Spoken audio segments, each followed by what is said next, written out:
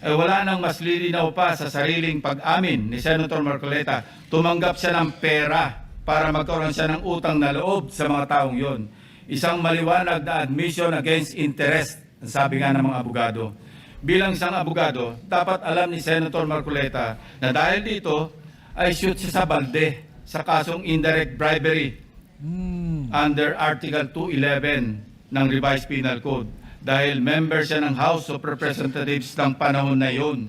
Kung ninanais ko lamang na ipahamak siya, ay naghain na sana po ako ng Senate Resolution calling for an inquiry in aid of legislation para ipatawag ang mga COMELEC officials upang ipaliwanag bakit masyadong delayed ang usaping ito.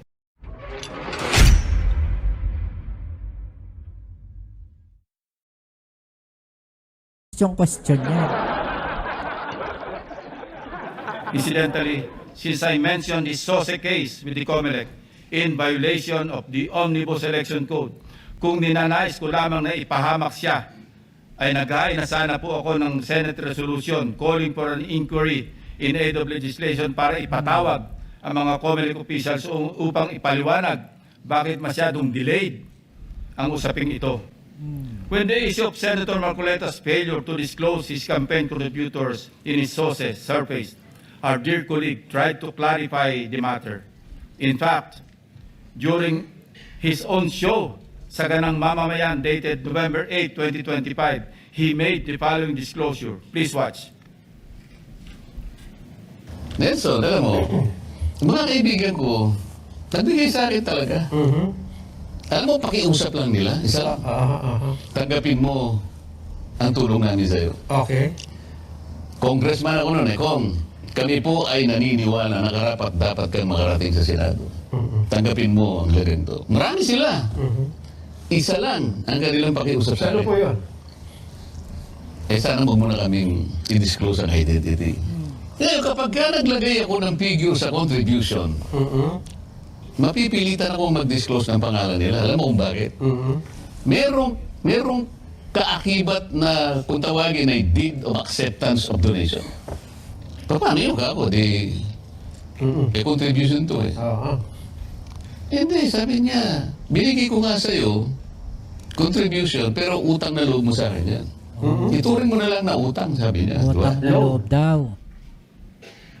But when he was issued a show cause order by the COMELEC, he tried to backtrack on his arguments by saying that he received those contributions when he was not yet a candidate, as defined by the decision of the Supreme Court. I guess Senator Marcoleta and his legal team thought they were being smart by being technical about when these contributions were made. Pero nakakatawa, Mr. President, wala nang mas lilinaw pa sa sariling pag-amin ni Senator Marcoleta. Tumanggap siya ng pera para magkaroon siya ng utang na loob sa mga taong yon. Isang maliwanag na admission against interest, sabi nga ng mga abogado. Bilang isang abogado, dapat alam ni Senator Marcoleta na dahil dito ay shoot siya sa balde sa kasong indirect bribery under Article 211 ng Revised Penal Code. Dahil member siya ng House of Representatives ng panahon na yun. Maliwanag sa batas na krimen sa mga public officials na tumanggap ng pera o gift by reason of their office. Nako. Kahit walang pangako na particular act or omission sa nagbigay ng pera. Nako. Bakit nga ba hanggang ngayon ay hindi pa rin nilalabas ng COMELEC ang resolution ng SOSE case ni Senator Marcoleta? Number 4. As for Mr. Saldico, let me state this plainly. 2 beses nating siyang naimbitahan para personal na humarap at personal na mag-testify sa komite. He needs to appear and substantiate the statements he posted on his Facebook account. Twice, he refused, citing medical and security reasons. Dahil sa bigat at seryosong aligasyon kanyang binitiwan, hindi maaaring pahintulutan ng komiting ito na manatiling nakabitin ang mga akusasyon na hindi siya humaharap at nanunumpa sa harap ng kapulungang ito. Sa katunayan, ako pa mismo ang nagmungkahi sa ating chat group na payagan siya magtestigo sa mula sa Philippine Embassy kung saan man siya naroon. Gayunpaman, Pinarating ni Senator Ronald Bato de la Rosa mismo ang kanyang aprehensyon sa suhestyong ito sa pamamagitan ng kanyang text message. Nais ko rin bigyan diin, Ginoong Pangulo, na ang diskusyong yon ay nangyari bago pa man ilabas sa social media ni Saldico ang kanyang mga aligasyon. Panghuli, tungkol sa isyu ng apostil. Ang isang apostil affidavit ay hindi kailanman maaaring maging alternatibo sa personal appearance. Hindi ito mapapalitan ng direct testimony at lalong hindi dito mapapalitan ang tungkulin ng isang saksi na harapin ang komite, sagutin ang mga katanungan at sumailalim sa masusing pagsusuri. Kung handa si Saldico na magbitiw ng mga seryosong akusasyon sa publiko, dapat ay handa rin siyang humarap sa atin at panindigan ang mga aligasyong iyon sa ilalim ng sumpa. Ikalima, sa kanyang akusasyon sa representasyon ito kaugnay ni Congressman or former Speaker Martin Romualdez. Kung binasa lamang po ni Senator Marcoleta ang partial committee report, makikita po niya na nakapaloob na doon ang lahat ng nais niyang ipahayag. Kung hindi man higit pa, rekomendasyon para sa fact-finding investigation, AMLAC bank inquiry, and filing of freeze order petitions are for future. Kung napakarami pa niyang gustong ipaglaban at paimbestigahan, bakit siya rin ang nagsabi sa kanyang minority report na dapat tapusin na ang pagdinig? Kung sa bagay, kung mayroong isang bagay na consistent si Senator Marcoleta, ito ay ang pagiging inconsistent sa kanyang mga pinagsasabi. As to the other witnesses allegedly not invited by the committee, it bears stressing that the committee has not terminated its hearings, contrary to the suggestion in the so-called minority report. The intention at this stage is simply to have the partial committee report filed and sponsored in order to reflect the evidence received thus far and to allow the committee to consider the next steps, taking into account the views of the members on other areas that may be pursued as the path forward toward the eventual conclusion of the hearings. As to the other matters raised under the rules of the Blue Ribbon, the chairman serves as the chief executive officer of the committee and, as such, exercises broad discretion over matters pending before it, including the invitation of witnesses. Members may suggest witnesses or move for the invitation during a hearing, and if such motion is approved by the members of the committee, the same will, of course, be respected by the chair.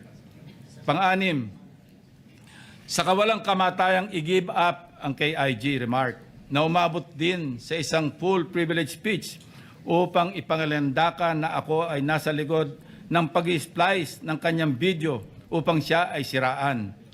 His statement, and I quote, verbatim, Mr. President, ang gawin natin po para madali, i-give up natin ang KIG. Then, mako-coordinate na natin lahat, unquote. Is that merely suggestive, Mr. President? Ito ay kasing kintab ng bumbunan na nasinagan ng tirik na araw sa tanghalin tapat, Mr. President.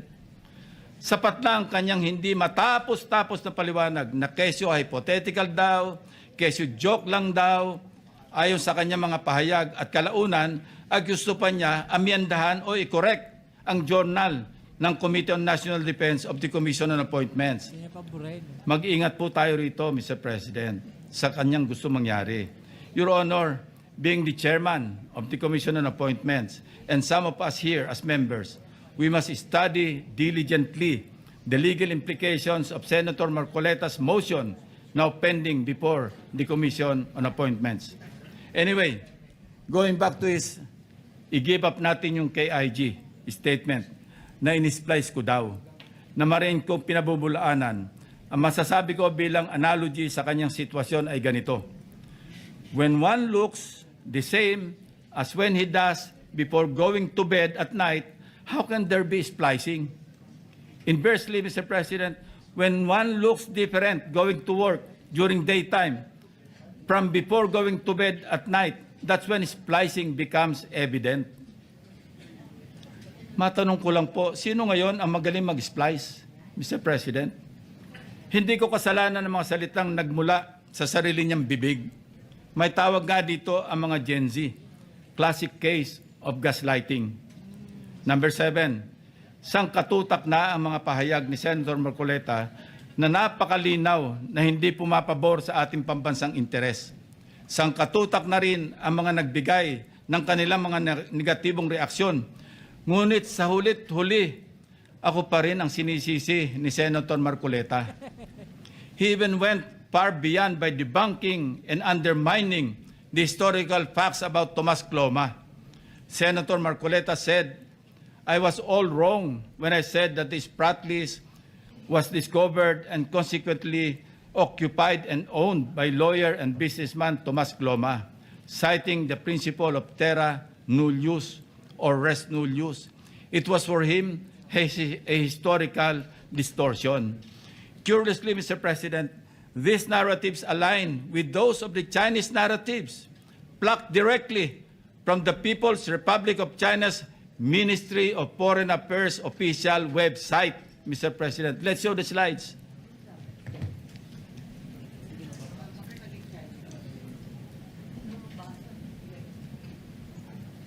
Ayan po, kita-kita natin kung anong sinabi ng website ng Ministry of Foreign Affairs ng People's Republic of China. Yan din ang kanya sinasabi. Now, Senator Marcoleta speaks of a pattern that he himself built in his head to discredit this representation. But if we backtrack the events that transpired in the past several months, one thing is crystal clear. When cornered by the fault of his own doing, he employs a diversionary maneuver, pathetically stretching the conversation, no matter how illogical, until people get drained and tired. Just as a squid squirts ink to darken the water and blind everyone around while it swims away, a person may throw out irrelevant issues, fake scandals, or emotional outbursts to distract the public from the actual evidence or the main point of an investigation. After all is said and done, I am tempted to ask these questions, Mr. President.